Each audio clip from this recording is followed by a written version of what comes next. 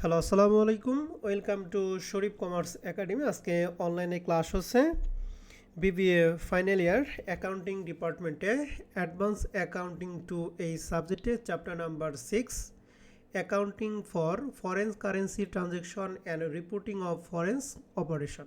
এই চ্যাপ্টারে আজকে আমাদের ফুল লেকচার, অর্থাৎ আজকে আমরা এই চ্যাপ্টারটা শেষ করব। একটা লেকচার এই চ্যাপ্টার হবে। তো accounting for foreign currency transaction and reporting of foreign operation এই চ্যাপ্টারে জাতীয় বিশ্ববিদ্যালয় যে সিলেবাস দিছে, এই সিলেবাস আলোকে টোটাল এই চ্যাপ্টারকে আমরা দুইটা ফরম্যাটে ভাগ করছি।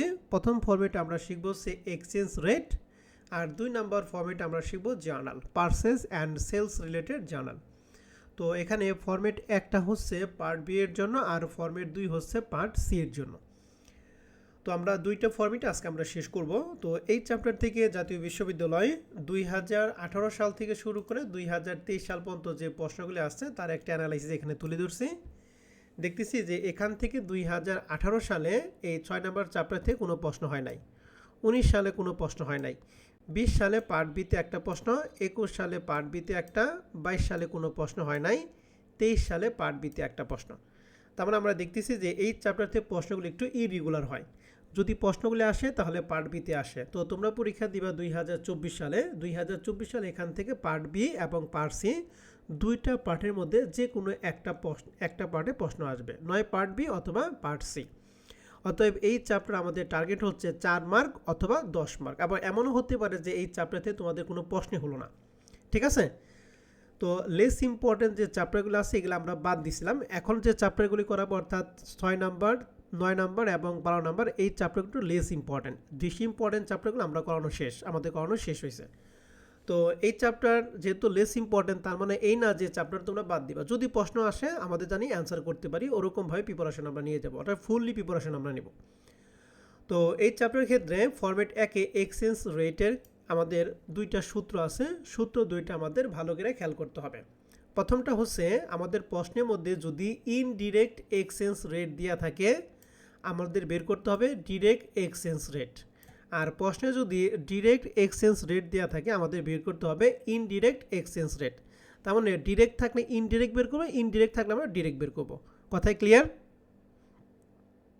জি স্যার। তাহলে ইনডিরেক্ট এক্সচেঞ্জ রেটের সূত্র হচ্ছে 1 divided by direct exchange rate. আবার যদি ডিরেক্ট এক্সচেঞ্জ রেট বের করতে চাই তাহলে 1 ডিভাইডেড কি হবে বলে দেখি, ইনডিরেক্ট এক্সচেঞ্জ রেট। ক্লিয়ার? জি তাহলে স্যার। যার মানটা বের করব একরে তার উল্টা মান দ্বারা কি করব, ভাগ করব। অর্থাৎ ডিরেক্টের ক্ষেত্রে ইনডিরেক্ট দ্বারা ভাগ, ইনডিরেক্টের ক্ষেত্রে ডিরেক্ট দ্বারা ভাগ। মনে থাকবে সবার? জি স্যার। ওকে। জি স্যার। আরেকটা সেটা যদি ফরেন কারেন্সি ইউনিট বের করতে বলে তাহলে ইউএস ডলারকে আমরা ইনডিরেক্ট এক্সচেঞ্জ রেট দ্বারা গুণ করব। এটা যে সবসময় ইনডিরেক্ট এক্সচেঞ্জ রেট দ্বারা গুণ করতে হবে এমন কোনো কথা নাই। এখানে কিছু কিছু সময় ডিরেক্ট এক্সচেঞ্জ রেট দ্বারা গুণ করতে হতে পারে, সেটা ডিপেন্ড করে প্রশ্নের মানের উপরে। যে মান দিয়ে আমাদের মানটা বড় হবে আমরা সেটাই নিব। ডিরেক্ট এক্সচেঞ্জ রেট দিয়ে যদি মান বড় হয় তাহলে ডিরেক্টটা নিব, ইনডিরেক্ট দিয়ে যদি বড় হয় তাহলে আমরা ইনডিরেক্টটা নিব। তো এইটা নির্ভর করবে প্রশ্নের মানের উপর ডিপেন্ড করবে। তো আসো তাহলে আমরা যে বেসিকটুকু পড়লাম এই বেসিকটুকুর বেস করে আমরা একটা অঙ্ক করব। অঙ্ক শুরু করার জন্য আমি আবার একটু বলতেছি, ডিরেক্ট এক্সচেঞ্জ রেট বের করার ক্ষেত্রে ইনডিরেক্ট দ্বারা ভাগ করব, আর ইনডিরেক্ট বের করার ক্ষেত্রে ডিরেক্ট দ্বারা ভাগ করব। তো আমরা প্রথম যে প্রশ্নটা করব সেটা 2020 সালে অ্যাডভান্স অ্যাকাউন্টিং টু পার্ট বিতে আসছিল। প্রশ্ন বলছে suppose the direct foreign exchange rate is US dollar. তাহলে আমাদের প্রশ্নে যেটা দিয়ে আছে সেটা কি, ডিরেক্ট এক্সচেঞ্জ রেট দিয়ে আছে। তাহলে যেহেতু ডিরেক্ট এক্সচেঞ্জ রেট দিয়ে আছে তাহলে আমাদের কি বের করতে হবে,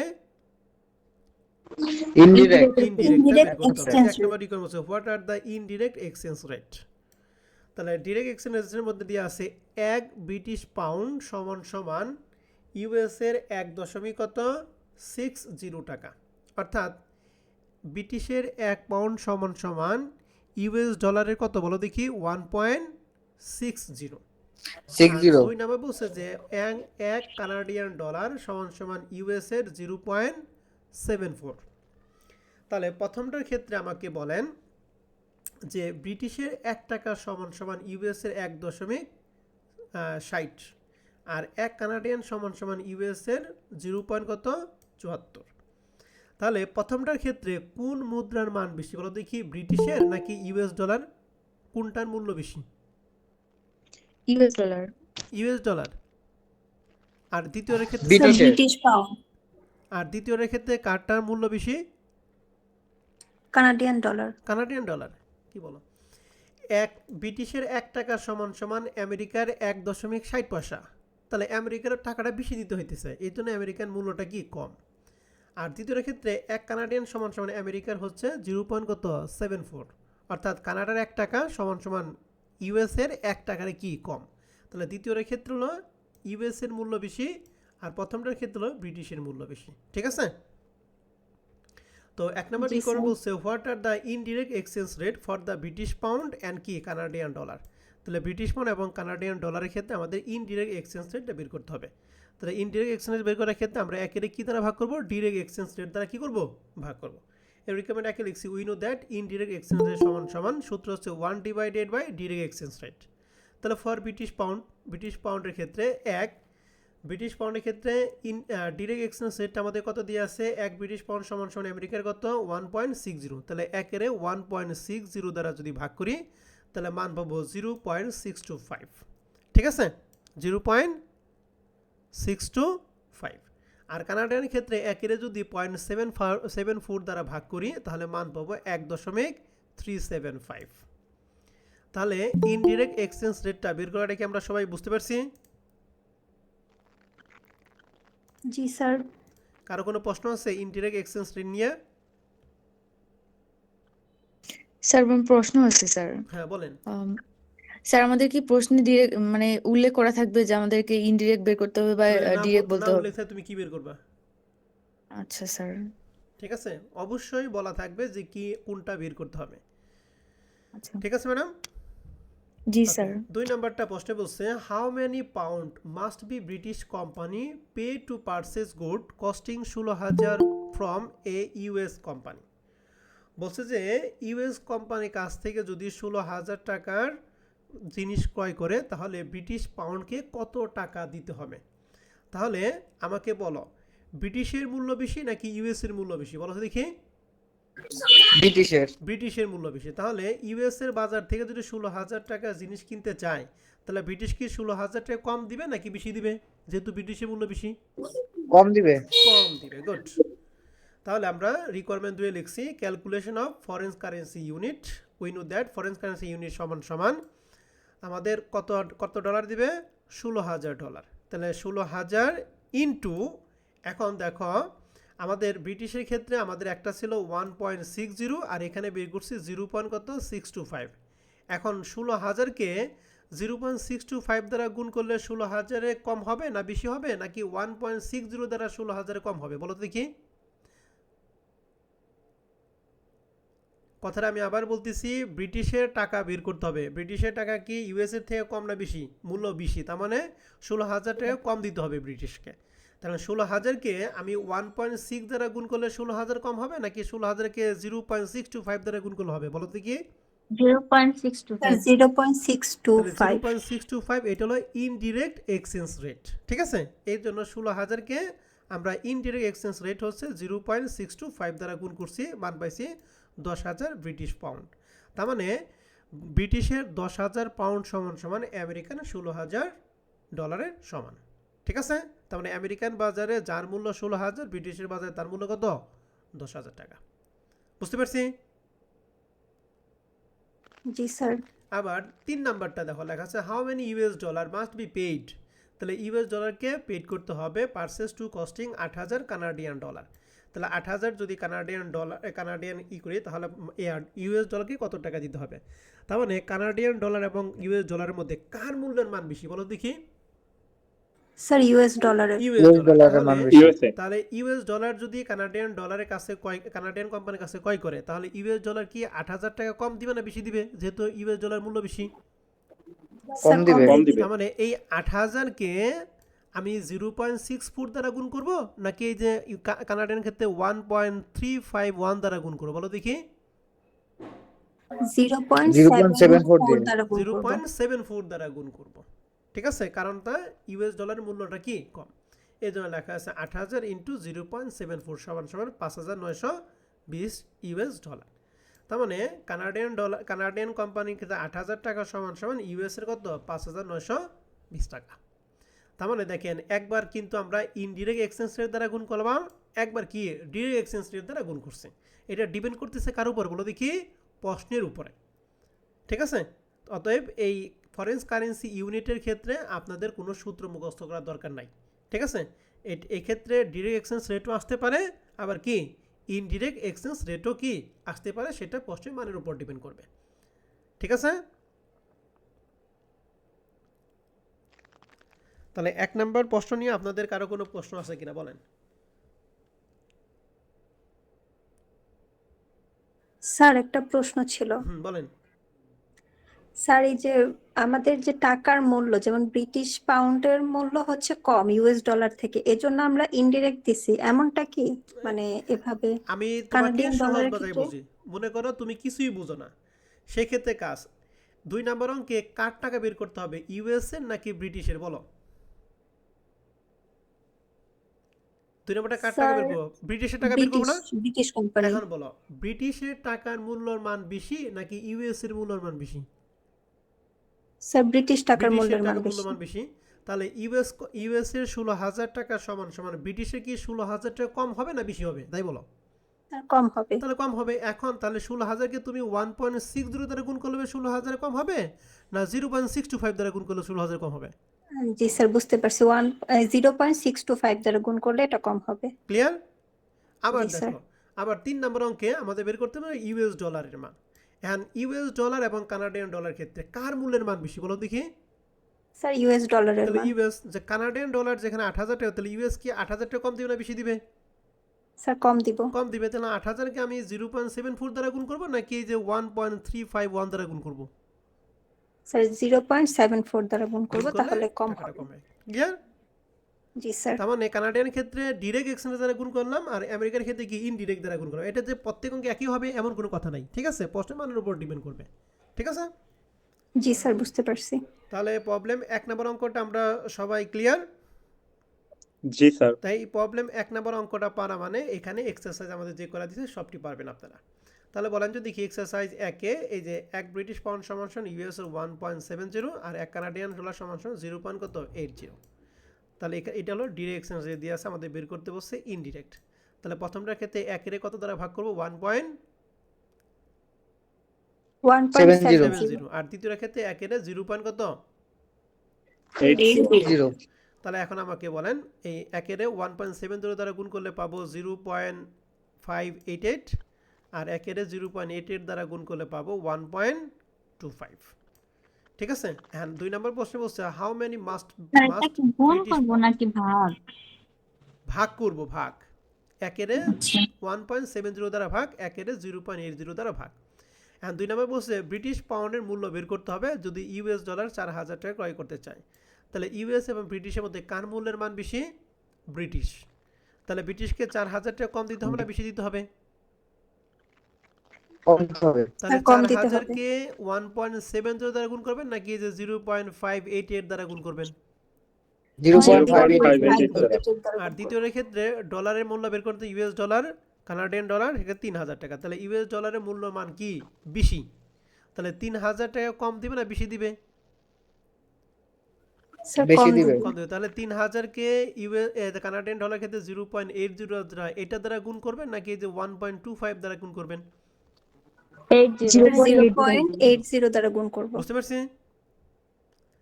জি স্যার। তাহলে একই রকম ভাবে exercise 1, exercise 2, exercise 3, exercise 4 similar অঙ্ক। হ্যাঁ, এই 4টা অঙ্ক আপনারা করে ফেলবেন। এবং রিসেন্ট কোশ্চেন একটা অঙ্ক দিয়ে আছে এই যে 2023 সালে পার্ট বি, এই যে সিমিলার প্রশ্ন। ঠিক আছে, এই অঙ্কটা হলো এক্সারসাইজ প্রবলেম 1 এর অঙ্ক হুবহুব 1। পারবো না আমরা? জি স্যার পারবো। তাহলে আমাদের ফরম্যাট 1 কমপ্লিট। এখন আমরা ফরম্যাট 2 শুরু করব। ফরম্যাট 2 হচ্ছে purchase and sales related journal. তো আমরা মনে রাখতে হবে পারচেজের ক্ষেত্রে জাবেদা হবে 5টা, সেলসের ক্ষেত্রে জাবেদা কয়টা বলো দেখি 5টা। আমরা পড়বো 5টা কিন্তু জাবেদা দিব 4টা। তাহলে প্রথমে পার্সেস রিলেটেড জাবেদার মধ্যে সর্বপ্রথম আমরা জাবেদা দিব হচ্ছে পণ্য ক্রয়ের জাবেদা। এক দেশ থেকে অন্য দেশে যখন পণ্য ক্রয় করা হবে তখন সেটাকে বাকিতে, কারণ এটা হলো এলসির মাধ্যমে পণ্য ক্রয় করা হয়। অর্থাৎ আমি যদি আমেরিকা থেকে কোনো পণ্য ক্রয় করি তাহলে আমার টাকার আগে ব্যাংকে আমি একটা এলসি খুলবো, ওই এলসি অ্যাকাউন্টে টাকা জমা দেবো, ওই ব্যাংক করবে আমার প্রতিনিধি হয়ে ইউএসএ কোম্পানি কী করবে, টাকা পরিশোধ করে দিবে পণ্য পাওয়ার পরে। এর জন্য এক দেশ থেকে অন্য দেশে যখন পণ্য ক্রয় করা হবে তখন সেটা বাকিতে ধরতে হবে।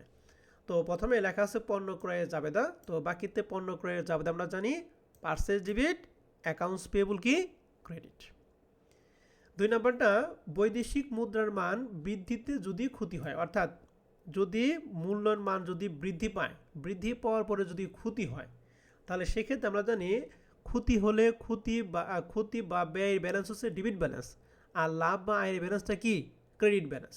যদি ক্ষতি হয় তাহলে সেক্ষেত্রে যাবে হচ্ছে foreign currency transaction loss debit, accounts payable credit. আর বৈদেশিক মুদ্রার মানে বৃদ্ধিতে যদি লাভ হয় তাহলে এই জাবেদাটা চেঞ্জ হয়ে যাবে, তখন জাবেদা হবে accounts payable debit, foreign currency transaction gain credit. বুঝতে পারছি? জি স্যার। তাহলে লাভ হলে একটা জাবেদা, ক্ষতি হলে একটা জাবেদা। তাহলে একই অঙ্কে কি দুইটা হবে? না, একই অঙ্কে একটা হবে, নয় লাভ হবে অথবা ক্ষতি হবে। তাহলে 2 এবং 3 নম্বর জাবেদা থেকে আমরা একটা জাবেদা দিব। 4 নম্বর জাবেদা পাওনাদারকে বৈদেশিক মুদ্রায় পরিশোধ করলে জাবেদা। বৈদেশিক মুদ্রায় যদি পরিশোধ করি তাহলে সেক্ষেত্রে জাবেদা হচ্ছে accounts payable debit, foreign currency unit credit. আর যদি পাওনাদারকে যদি দেশীয় মুদ্রায় পরিশোধ করি তাহলে সেক্ষেত্রে জাবেদা হলো accounts payable debit, cash credit. ঠিক আছে? এখন বৈদেশিক মুদ্রায় কি আর দেশীয় মুদ্রায় কি? বৈদেশিক মুদ্রাটা, দেশীয় মুদ্রা হচ্ছে আমি যদি আমেরিকা থেকে পণ্য ক্রয় করি, যদি আমেরিকান ডলারেই পরিশোধ করি তাহলে সেটা হলো দেশীয় মুদ্রায়। আর বৈদেশিক মুদ্রায় কি আমি যদি আমেরিকার ক্রয় করি, আমি যদি আমার দেশের টাকায় পরিশোধ করি তাহলে সেটা হলো বৈদেশিক। তার মানে যে দেশেরটা ওই দেশের মুদ্রায় যদি পরিশোধ করি তাহলে সেটা দেশীয়, আর ভিন্ন দেশের টাকা যদি পরিশোধ তাহলে সেক্ষেত্রে কি বৈদেশিক। তাহলে বৈদেশিক মুদ্রায় যদি পরিশোধ করি তাহলে যাবে কি accounts payable debit, foreign currency unit credit. আর যদি দেশীয় মুদ্রায় পরিশোধ তাহলে যাবে কি হবে? Accounts payable debit, cash credit. এখন 5টা জাবেদা আমার সাথে আবার পড়েন। পণ্য ক্রয়ের জাবেদা আমরা কি দিব? Purchase debit, accounts payable credit. যদি ক্ষতি হয় তাহলে ক্ষতির জাবেদা কি? Foreign currency transaction loss debit আর অ্যাকাউন্টস পেয়েবল ক্রেডিট। লাভ হলে জাবেদা কি? Accounts payable debit, foreign currency transaction gain credit. Okay, যদি দেশীয় মুদ্রায় পরিশোধ করে জাবেদা কি? Accounts payable debit, cash credit. আর বৈদেশিক মুদ্রায় যদি পরিশোধ করি? Accounts payable debit, foreign currency unit credit. Credit. Okay, তাহলে এটা হলো পার্সেস রিলেটেড। সেলস রিলেটেড জাবেদা এই জাবেদাগুলি জাস্ট উল্টা হবে। তার মানে জানি বিক্রয়, বাকিতে বিক্রয় জাবেদাটা এই জাবেদা উল্টা হয়। তো বাকিতে বিক্রয় ক্ষেত্রে অ্যাকাউন্ট রিসিভেবলের সম্পর্ক।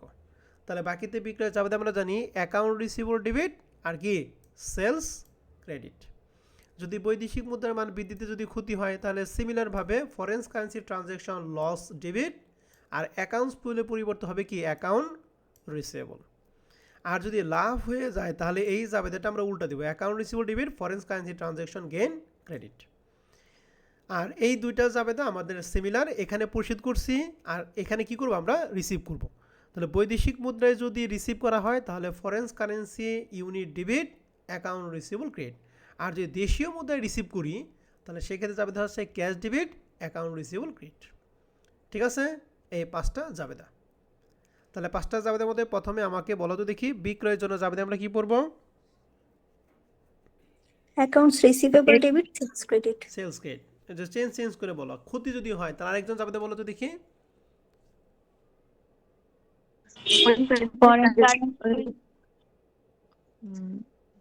Foreign currency transaction loss debit, accounts receivable credit. যদি লাভ হয় আরেকজন বলো।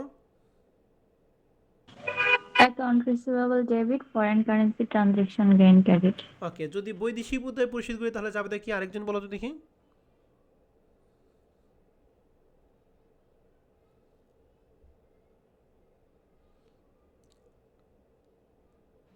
Foreign currency unit debit, account receivable credit. আর দেশীয় মুদ্রায় যদি পরিশোধ করি? Cash cash debit, debit, account receivable credit. Okay, তাহলে পার্সেস এবং সেলস রিলেটেড জাবেদা আমরা বললাম। এখন আসি আমরা প্র্যাকটিস করব। আমরা 2টা অঙ্ক প্র্যাকটিস করব। প্রথম অঙ্কটা 2021-2014 সাল 4th ইয়ার অ্যাকাউন্টিং পার্ট বিতে। প্রশ্নে বলা আছে যে অমুক incorporation purchase part from Japan company on June 1, 2017 for a US dollar value 8,400 to be paid on July কত 20। তাহলে দেখেন জাপান কোম্পানির কাছ থেকে ক্রয় করছে কোন তারিখে? জুন 1, 2017 তারিখে। আর এটাকে পেড করছে কোন তারিখে বলো দেখি? জুলাই 20 তারিখে। দ্য এক্সচেঞ্জ রেট ওয়ার বলছে জুন 1 তারিখে যখন ক্রয় করছিল তখন বলতো দেখো জাপানের মুদ্রার নাম কি? জাপানের মুদ্রার নাম হচ্ছে ইয়ান। তাহলে জুন 1 তারিখে 1 ইয়ানের মূল্য ছিল 0.0075। আর 20 তারিখে গিয়া যেহেতু এটা ক্রয় করছে তাহলে 20 তারিখে যখন পরিশোধ করবে তখন 1 ইয়ানের দাম হয়ে গেছে 0.0080।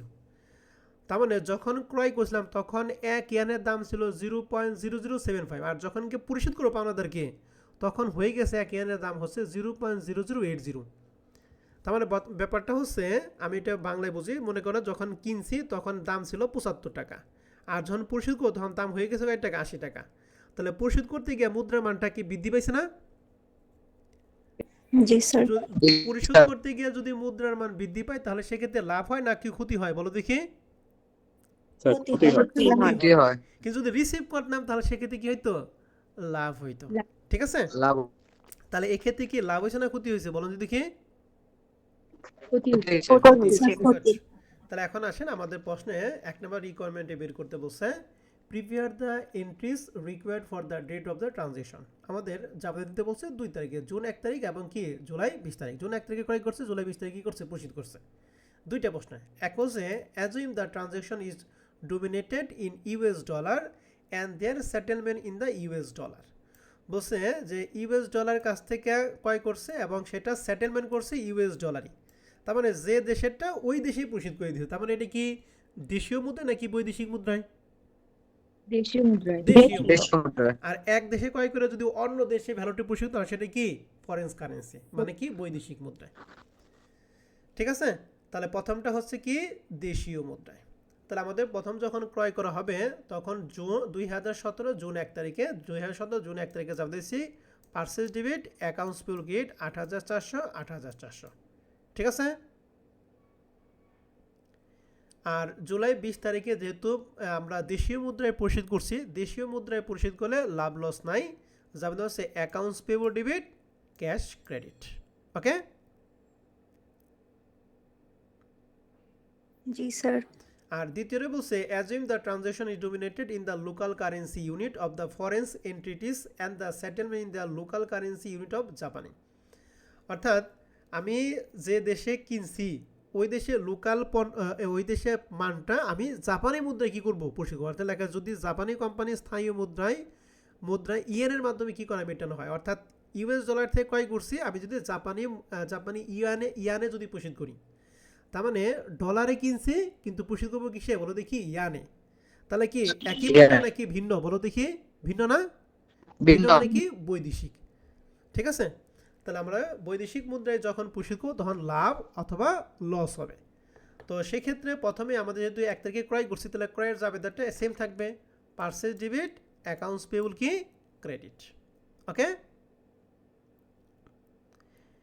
এবার জুলাই 20 তারিখে যখন ক্রয় করব তখন আমাদের এখানে পরিশোধ করতে গিয়ে মূল্যের মানটা কি বৃদ্ধি পেয়ে গেছে, তারপরে লাভ হবে না লস হবে? লস হবে। তাহলে লসের জন্য যাবে পড়াইছি foreign currency transaction loss debit accounts payable credit. এখন কত টাকা লস হয়েছে, লসটা আমরা বের করি কীভাবে? খুব মনোযোগ সহকারে খেয়াল করবেন। হ্যাঁ, খুবই সহজ ব্যাপার, এটা বের করাটা খুবই সহজ। কীভাবে দেখেন বলেন যদি আমরা কত টাকা দিয়ে কিনছিলাম? 8,000 কত? 8,400 ডলার। 8,400 যখন কিনলাম তখন মুদ্রার মান ছিল 0.0075। ঠিক আছে, তাহলে এটাকে যদি এইটার দ্বারা ভাগ করি তাহলে আমরা 1 পয়সার মান পাবো। আর যখন পরিশোধ তখন সেটা মূল্য হয়ে গেছে কত? 0.0080 হয়ে গেছে। তাহলে এটাকে এটার দ্বারা ভাগ আর 0.0080 দ্বারা গুণ করেন, দেন কত হয়? স্যার 8,960। 8,960 টাকা। তার মানে যখন কিনছেন তখন দাম ছিল 8,400 টাকা, যখন পরিশোধ করো তখন হয়ে গেছে 8,960 টাকা। তার মানে কত টাকা বেশি দিতে হবে? 560 টাকা। তাহলে এই 560 টাকা যেহেতু বেশি দিতে হবে, 560 টাকা আমাদের জন্য কি? লস। তাহলে এই জন্য এই যে 560 টাকা আমরা জাবেদা দিচ্ছি। ঠিক আছে,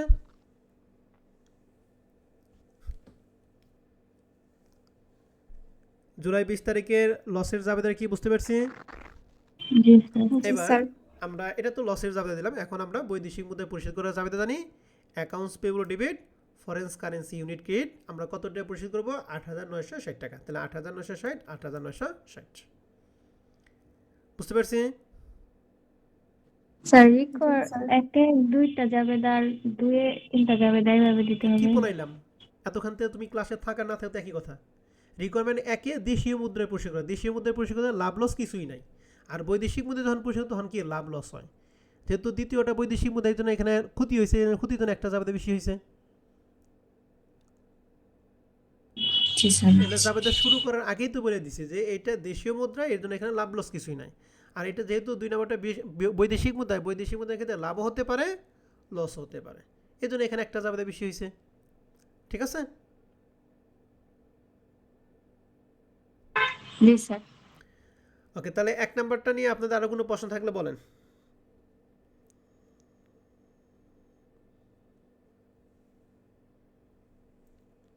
প্রশ্ন নাই স্যার। তাহলে মনে রাখেন 1 নাম্বার অঙ্কটা যদি পারি, এই যে 2 নাম্বার অঙ্ক কিন্তু আমাদের অটো হয়ে যাবে, মনে রাখেন। এই যে এক্সারসাইজ 1 নাম্বারটা হুবহুব একই অঙ্ক, সুন্দর করে করে নেবেন। এক্সারসাইজ 2 নাম্বারটা হুবহুব একই অঙ্ক, আপনারা সুন্দর করে ওই 1 নাম্বার অঙ্কের মতো করে নেবেন। এই দুটো আমি টাচ করব না, আমি আপনাদের করাবো হচ্ছে 3 এবং 4, এই দুইটা অঙ্ক সিমিলার। আমি 3 নাম্বার অঙ্কটা দেখিয়ে দিব, আর 3 নাম্বার অঙ্ক হুবহুব অঙ্ক হচ্ছে 4 নাম্বার। 4 নাম্বার অঙ্কটা আপনারা নিজ দায়িত্বে করবেন। ঠিক আছে স্যার এবং ম্যাডামরা? জি স্যার। তাহলে এখন 3 নাম্বার অঙ্কটা আসেন, খুব মনোযোগ সহকারে খেয়াল করবেন, কারণ এখানে অর্ধেক পার্ট আছে ক্রয় রিলেটেড আর অর্ধেক পার্ট হচ্ছে বিক্রয় রিলেটেড। তার মানে এখানে সেলস পার্সেস দুটি আছে। তো লেখা আছে Pragati limited had the following transaction. 1 তারিখে বলছে May 1 purchase from Japan company for a $, equivalent value of 7,000 টাকা to be paid on June 25। তাহলে কিনছিল মে 1 তারিখে, আর পরিশোধ করছে কোন তারিখে বলো দেখি? জুন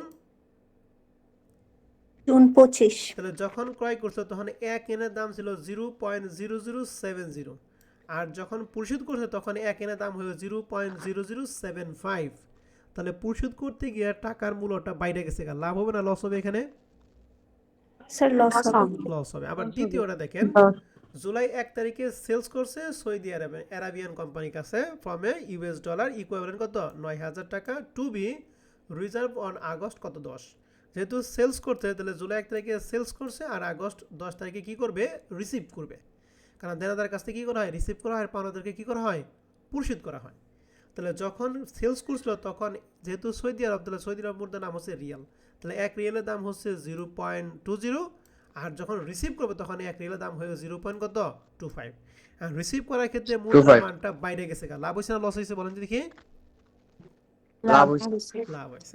লাভ হবে। তাহলে প্রথমটার ক্ষেত্রে পারচেজ করার ক্ষেত্রে আমাদের এখানে লস হয়েছে, আর সেলসের ক্ষেত্রে এখানে কি হয়ে গেছে বলো দেখি?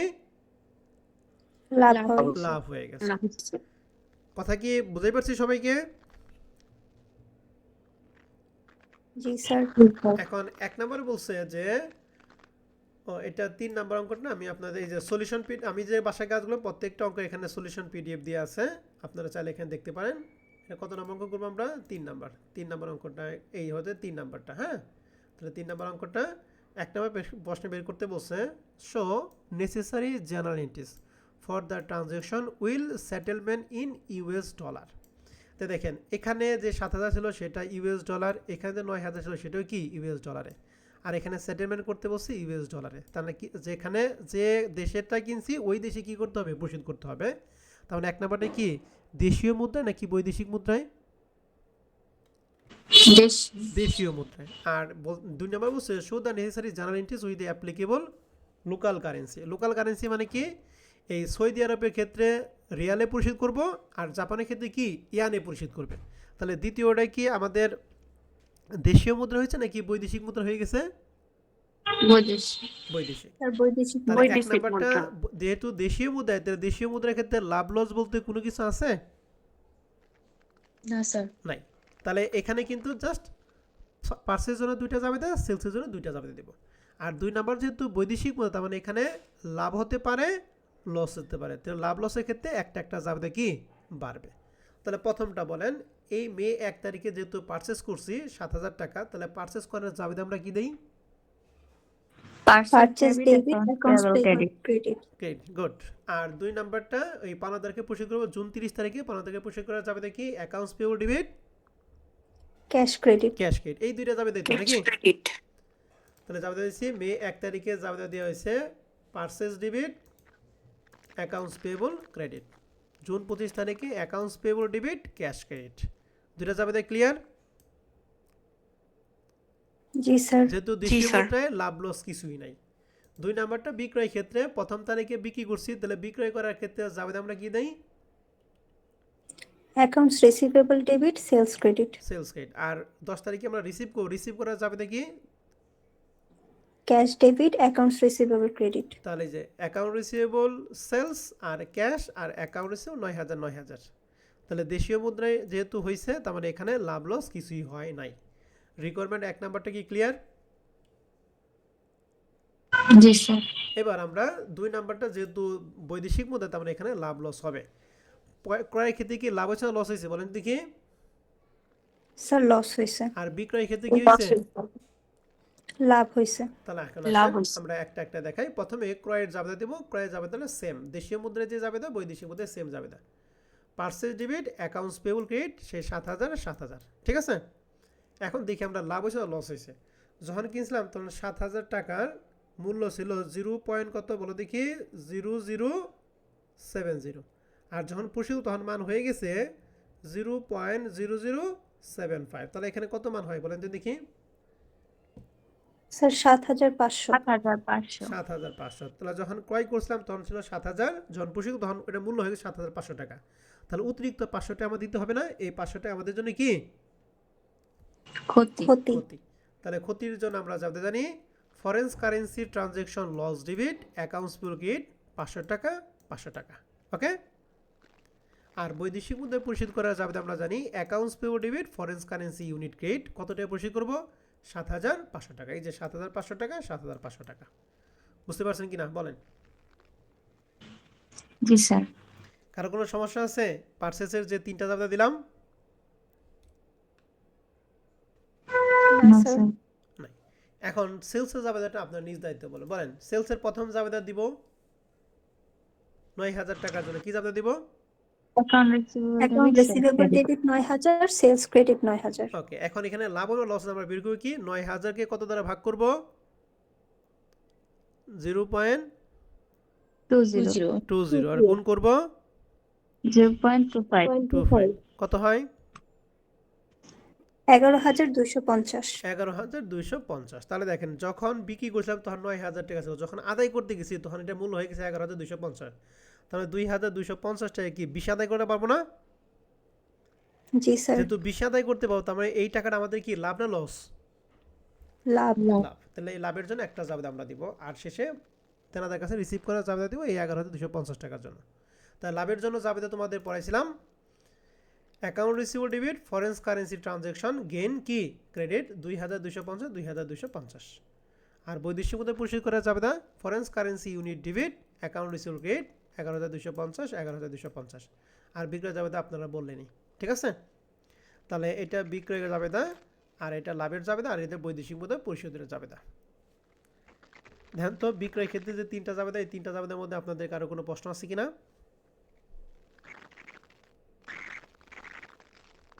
প্রশ্ন যদি থাকে মন খুলে বলেন, কোনো সমস্যা নাই।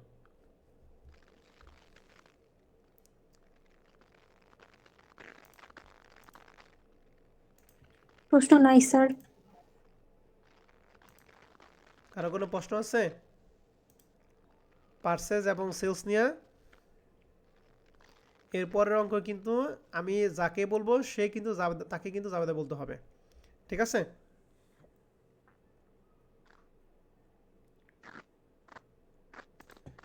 আসেন 3 নাম্বার অঙ্ক 3 নাম্বার করে দেন, 4 নাম্বার অঙ্কটা আপনাদের কাজ। তারপর আমি একটু এখানে বলে দেই। প্রথম জাবেদা পারচেস রিলেটেড, যখন ক্রয় করলো তখন 8,400 টাকা ছিল, দাম ছিল 1 ইউনিটের দাম ছিল 0.0070, আর যখন প্রশিক্ষণ তখন হয়ে গেছে 0.0075।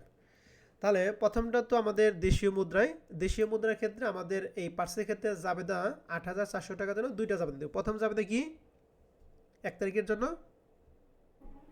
Purchase debit, accounts payable credit. আর জুন 20 তারিখের জন্য accounts payable debit, cash credit. Cash credit. তাহলে বিক্রয়ের ক্ষেত্রে 8,400 টাকা জন্য দুইটা জাবেদা, সরি ক্রয় ক্ষেত্রে। আর বিক্রয়ের ক্ষেত্রে 10,000 টাকার জন্য আমরা দুইটা জাবেদা দেব। জুন 1 তারিখে জাবেদা কি দিব, accounts receivable debit, sales credit. আর আগস্ট 10 তারিখের জন্য জাবেদা cash debit, accounts receivable credit. 10,000 টাকার জন্য সেম জাবেদা। আর 2 নাম্বারটা যেহেতু বৈদেশিক মুদ্রায়, তাহলে পার্সেসের ক্ষেত্রে জাবেদা দেবো কয়টা, 3টা। প্রথম মে 1 তারিখে জাবেদা 8,400 টাকার জন্য সেম জাবেদা। কি জাবেদা বলেন তো দেখি, sir purchase debit, accounts payable credit. Okay. এবার জুন 20 তারিখের জন্য দুইটা জাবেদা। প্রথমে লাভ অথবা লস, এরপর বৈদেশিক মুদ্রা পরিশোধ। এখন লাভ বা লস বের করবো কি, 8,400 কে কত দ্বারা ভাগ করব, 0.0070 আর গুণ করব 0075। কত হবে এখানে,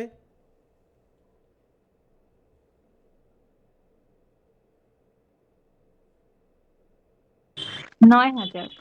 9,000 টাকা। তাহলে কেনার সময় কিনছিলাম 8,400, যখন পরিশোধ তখন হয়ে গেছে 9,000। তাহলে 600 টাকা কি বেশি দিতে হবে না? তাহলে 600 টাকা আমাদের জন্য কি loss তো এইটা জাবেদা কি দিব, foreign currency transaction loss debit 600 টাকা, আর হচ্ছে অ্যাকাউন্টস পেয়েবল ক্রেডিট 600 টাকা। গুড। আর এই 9,000 টাকার জন্য জাবেদা দিব সেম ডেট জুন 20 তারিখে। কি জাবেদা, বৈদেশিক মুদ্রায় পরিশোধ করা জাবেদা, অ্যাকাউন্টস পেয়েবল ডেবিট 9,000 টাকা, ক্যাশ ক্রেডিট 9,000 টাকা।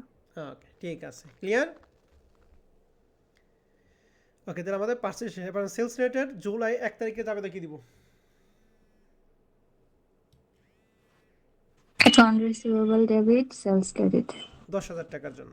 এরপরে আগস্ট 10 তারিখে দুইটা জাবেদা দিব। প্রথমে লাভ অথবা লস। হ্যাঁ, 10,000কে আমরা ভাগ করবো কত দিয়া, 0.20, আর গুণ করবো কত দিয়া, 0.22 0.22 কত হয় বলেন দেখি, 11,000। 11,000। সরাসরি 11,000। সরাসরি 11,000। জি জি স্যার। স্যার। ওকে, তাহলে এখানে 1,000 টাকা আমরা যখন রিসিভ করবো তাহলে 1,000 টাকা বেশি পাবো। তাহলে এই 1,000 টাকা আমাদের লাভ না লস, লাভ। লাভ। তাহলে এই স্যার, লাভের লাভ। জন্য জাবেদা কি দিব, Account receivable debit, foreign currency transaction gain credit. Good. Okay, আর ওই যে আগস্ট 10 তারিখে আমরা পরিশোধ করবো 11,000 টাকা জাবেদা কি দিব, Cash debit, account receivable credit. Cash debit. Account receivable credit. আবার বলো, আটটা জাবেদা হয় নাই, বৈদেশিক মুদ্রায় পরিশোধ করা যাবে কি, sir foreign currency unit debit, accounts receivable credit. Good, 11,000 টাকা। ঠিক আছে,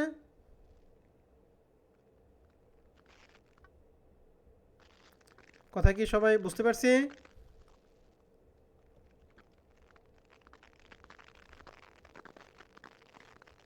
জি স্যার। ওকে, তাহলে এরই মাধ্যমে আমরা এই চ্যাপ্টারটা ক্লোজ করলাম। তাই এই মাধ্যমে আমাদের চ্যাপ্টার ক্লোজ। আমরা নেক্সট ক্লাসে নতুন চ্যাপ্টার শুরু করব। ওকে স্যার এবং ম্যাডামরা, আজকের ক্লাসটা আপনাদের কোনো প্রশ্ন থাকে প্রশ্ন করতে পারেন।